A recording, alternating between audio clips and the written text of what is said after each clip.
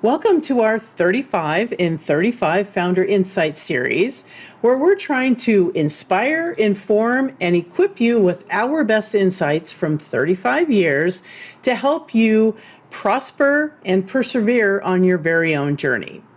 So today, Sherry and I are together. Hey, Sherry. And Hi. we want to talk about this. We felt like this was an appropriate one to do together because it's called Don't Count Your Chickens.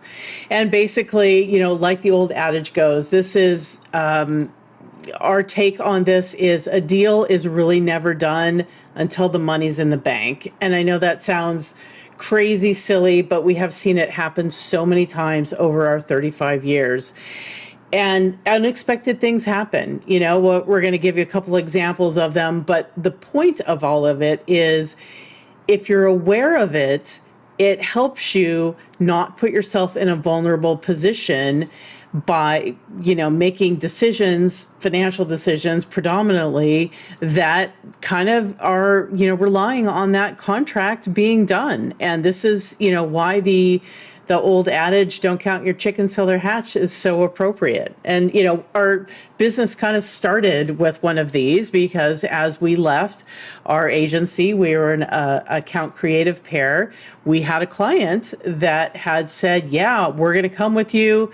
I might not be able to give you all my business, but absolutely, we'll get going and do this. And that was really kind of like the final impetus that pushed us over there at the Broadway to say, hey, let's do it.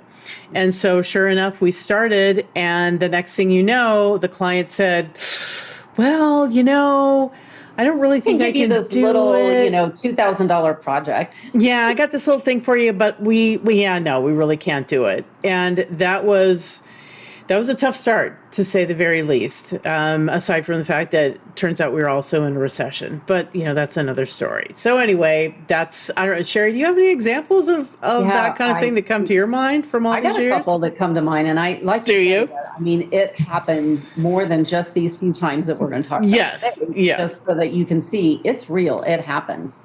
We were probably in maybe our sixth or seventh year of business, and we had landed what we thought was a big QSR account.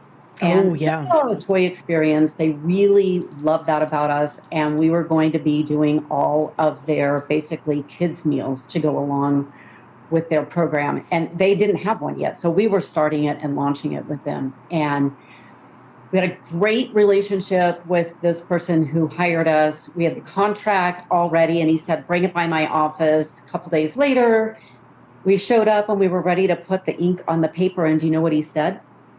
He said, oh, I wanted to tell you, I got a new job. And so I don't feel like I should sign this contract because I really think the new person coming in should be in charge of that. And to say I didn't see that coming is an understatement. I see some red flags or I get an intuitive feeling about things. Nope. I really thought we had this in the bag. And guess what? Just like poof, that day it was gone. That was a tough one. It was really Absolutely. tough. Yeah, I had a hard time getting over that one. Yeah. And I don't eat there. Still comes to Okay. mind. Yeah. The next one was a major sporting organization, and we brought them a couple of really big clients. And with one of the deals, we were to be paid a commission in perpetuity. And at some point, they just decided they didn't want to pay us anymore.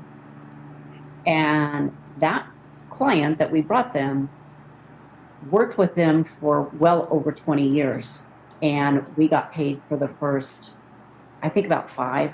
Is that right? 5 years maybe. And it was a fight to get the last 2 years. The first 3 kind of went great. The fourth one was okay, but like that 5th year, we really had to fight tooth and nail, and they just said, we're not paying you anymore. And sure, we could have sued, and we looked at that, and we didn't. So do not count your chickens until the money is in the bank.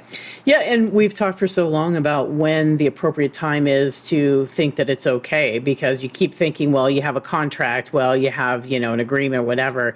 And that, some of those examples you gave were examples of, no, that's not even good enough. So Right. really, especially as a founder, as an entrepreneur where, cash is king and you're managing cash flow, it's really not till it's in the bank that you can start really making appropriate plans, and just being aware of it will, like we said, help you make better decisions going forward.